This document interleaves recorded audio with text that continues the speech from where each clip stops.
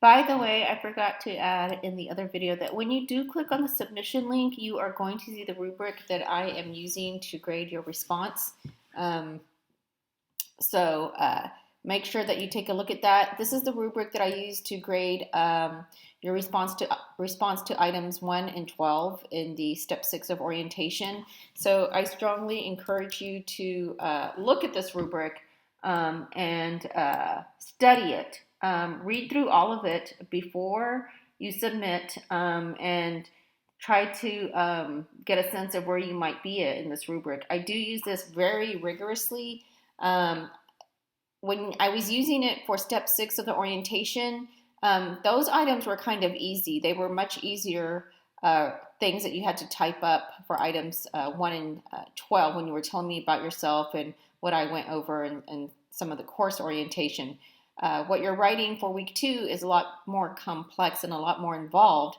And so when I apply the grading rubric that I used for week 1 to week 2, you might see that where you fall in this rubric is going to be maybe in different places because week 2 is more involved intellectually speaking.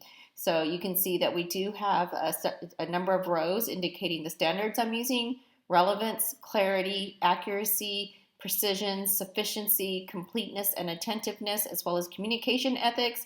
And you can see that for each of those items, I have unsatisfactory, borderline, satisfactory, good, really good. Borderline means you're between unsatisfactory and satisfactory. Good means that you're somewhere between really good and satisfactory.